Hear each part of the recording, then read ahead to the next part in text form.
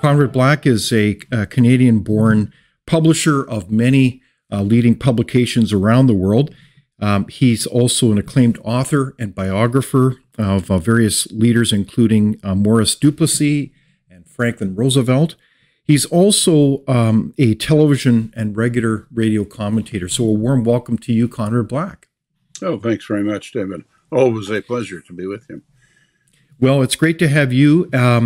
And Conrad, we wanted to begin with our far-reaching conversation with a little bit of a reflection about one of certainly the leader in journalism in Canada, and that would be Rex Murphy. We were all saddened by his passing, and I was really moved by a column that you did, and I know that Rex Murphy was certainly a good friend of you. And it was a salute to the brilliant Rex Murphy, and it was in the Epoch Times going back to May 16. And you said, when I heard the news of the death of Rex Murphy, not unexpected, but so hard to accept, my first thoughts were of how much I would miss his kindness. How did you experience Rex Murphy's kindness, Conrad? He was always tremendously solicitous in any problem or difficulty a friend of his was having. He had an exquisite old world courtesy that was made even more irresistible by a kind of sophisticated Newfoundland charm. He had a trace of a Newfoundland accent, but one of the greatest vocabularies of any person I've ever met. He was in the category of William F. Buckley. He had an astonishingly wide knowledge of words and the origins of words, and but he never used it in a pedantic way, always in a kind of almost poetic way, where he always had what the French call le mot juste, to describe the situation. He always gave you the impression, because it was nothing but the truth, that he put great thought and consideration into his personal relationships, and he empathized so profoundly with friends of his who were having difficulties of any kind. I know he and Jordan Peterson and I often had dinner together, and I know that's what Jordan thought of him also. And we all have our ups and downs, and Rex was always genuinely concerned, not in a nosy way, but in a supportive way, of whatever was on the minds of and worrying his friends. He was a sort of vintage character of traditional relationships and traditional strong friendships. I mean, if you were his friend, you were his friend no matter what you did. Well, I think that's a lovely summary of the human being, Rex Murphy. We will certainly miss Rex Murphy as a outstanding journalist with his analytical mind and wit. He will be missed by everyone who knew him.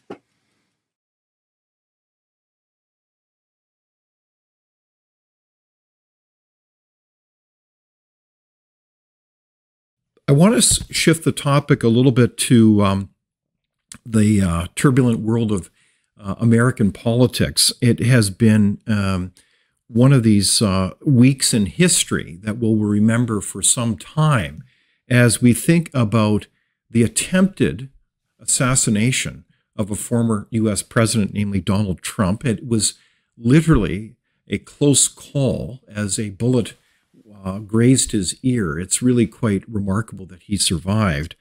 And I just reflect on that with you in retrospect, because you, of course, know Donald Trump well.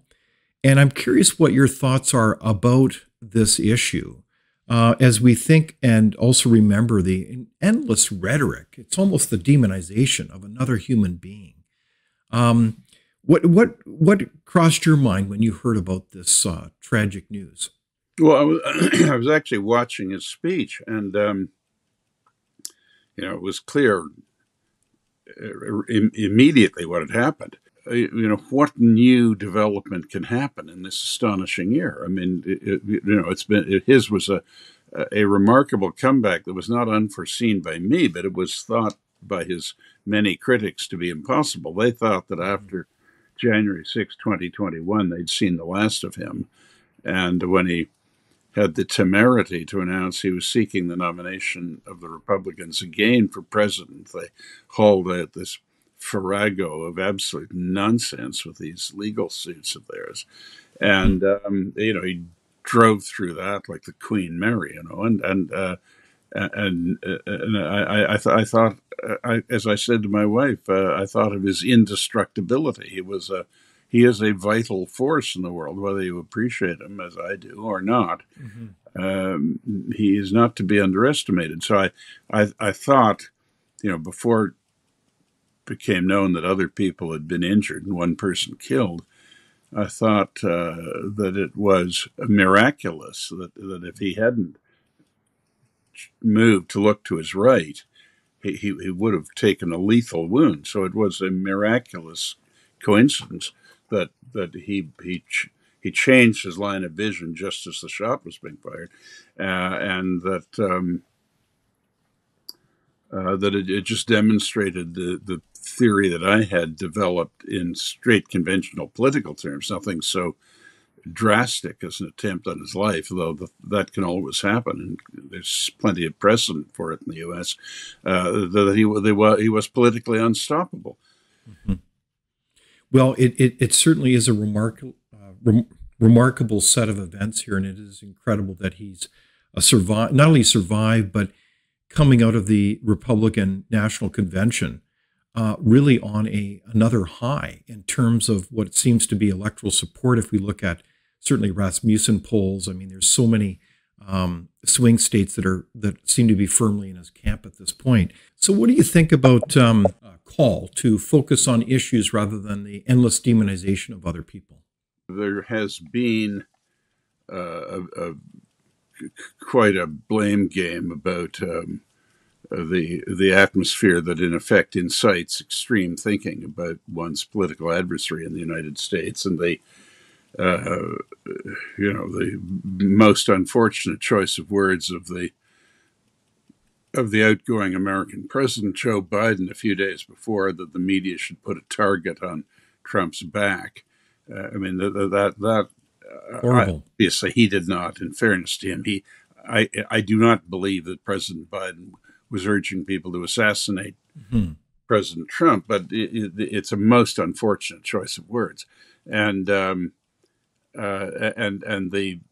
extent to which the Democrats have been trying to represent him as a satanic figure who is a mortal threat to the future and the survival of American democracy is nonsense in itself. The public doesn't believe much of it anyway, but it does undoubtedly contribute to the kind of atmosphere that susceptible psychopathic people might respond to in a way that's very dangerous. And that it's not for me to prejudge what the motives of the assailant in this case were, but it wouldn't be at all surprising if he had, had a full dosage of that kind of treatment of Trump and decided to take matters into his own hands. It would be a very good thing if we could ratchet down to a discussion of policies, because there are very clear, profound policy differences between the Trump Republicans and the Biden Democrats, and there's plenty to discuss on the policy side, and leave the personalities out of it. And it is illustrative. I mean, in my optimistic moments, I say to people who say, "Well, it just shows the U.S. is a decadent country," that they're not decadent. The establishment is fighting like Kilkenny cats to keep their position. You can't say they're decadent. I mean, I personally don't think they've done a very good job of governing recently, but it's not, they haven't just rolled over and given up. They're fighting like demons to hang on to the position. But it's the strength and the weakness of the United States is it's a jungle. I mean, the America of, and we've talked about this before privately, but the America of Norman Rockwell and Walt Disney exists, but it's kind of a facade. I mean, really, you get this tremendous competitiveness and very high levels of achievement in every field. But like all jungles, a lot of people are ground to powder needlessly, and that's how it works. It's a rough country that has a tremendous level of achievement, but does not deal gently with losers. So that's where I want to pick up on a question then, Conrad, that you alluded to. It's more of a strategic question in the sense that we know that the opponents of Donald Trump and that larger movement that he represents, they have tried to throw everything at Donald Trump, like the lawfare, the legacy media has just been all over Donald Trump. And I mean, the level of actions is really breathtaking. I've certainly, as you said, have never seen this type of political opposition before. So my strategic question would be, what's really going on here? Like, these are obviously all symptoms, and you alluded to this earlier, of an elite that is desperately trying to hold its position. It's not arguably governed well. It's got into endless wars. It's got into endless deficits and debt. In many ways, it's not really served the American people, you could argue. So what's really going on here? Why would any group of partisans take it to this extreme? In fact, in some cynical quarters, you even hear arguments that the Secret Service protection was deliberately set at a low level. And you can start seeing those facts, and not to be paranoid. We have to see where the facts go here. But there's very important questions here where you had Democratic lawmakers on 9 occasions, as I recall, seek to take away Donald Trump's Secret Service protection. Like, who does this? That they would go to these lengths. So why is this really going on from your perspective, Conrad Black? Of course, it's huge and a very complicated country, so I want to avoid a flippant answer. But amongst the contributing elements, let me put it that way, I mean, a comprehensive answer would take a great deal of serious research, I think. But after the Cold War ended satisfactorily, the United States had no foreign challenger for a time that worried it. And in an atmosphere that wasn't buoyed up in a national, purposeful sense by a foreign challenge, the U.S. was vulnerable to a state of exaggerated introspection. Superimposed on that was that this system developed whereby the Republicans and the Democrats changed occupants of the White House regularly, and after decades where the Democrats controlled the Congress, they alternate in control of both houses of the Congress as well. But Washington itself, as the voting in presidential election shows, is 95% Democratic. The American government is full of Democrats, and the country is steadily moving to the left. And in doing so, it left very large numbers of alienated people, underrated and underrepresented in the government.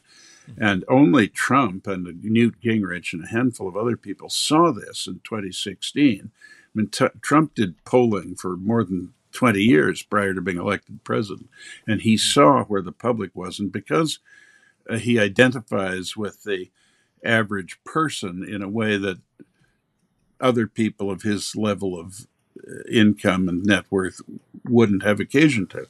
And so he is a real threat to them. And so they're, anyone who's threatened fights back. And unfortunately, they're fighting back in ways that are very unseemly. And secondly, they deeply resent the extreme partisanship of the media, which is why 85% of Americans don't trust the media. And that is a dangerous situation. We can't have a free society without a free press. And if democracy is dependent on something people don't respect and don't value, it is ultimately going to be dangerous. So, but I think if Trump wins and governs well, I think it'll all settle down. His partisans will say, all right, he had his chance and he did well with it. And the other side will say, well, we didn't like Trump, but he's come and gone, and we'll turn the page and get back to running the country in a normal way. So I am ultimately an optimist, but the system is testing the guardrails right now. The guardrails were that you don't bother an ex-president, as well as the courts don't interfere with the apparent verdict of a presidential election. Well, they stuck to the second, but not the first. And this legal harassment of Trump, so-called lawfare, is a very dangerous business. It really is. I think it's become a very dangerous game, and it almost underlies the kind of mentality where, within this game of power, that parties are willing to basically make the proposition that the ends justify the means. And this is, I think, really, as you say, rubbing up against the guardrails and creating a constitutional crisis.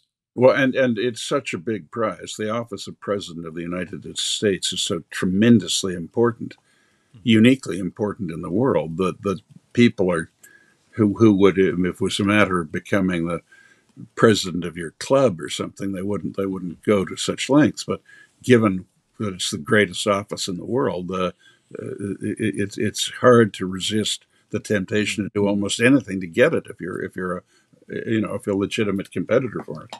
Without open discussion and debate, you're not thinking, nor are you free. Comment below. We'd love for you to join the conversation.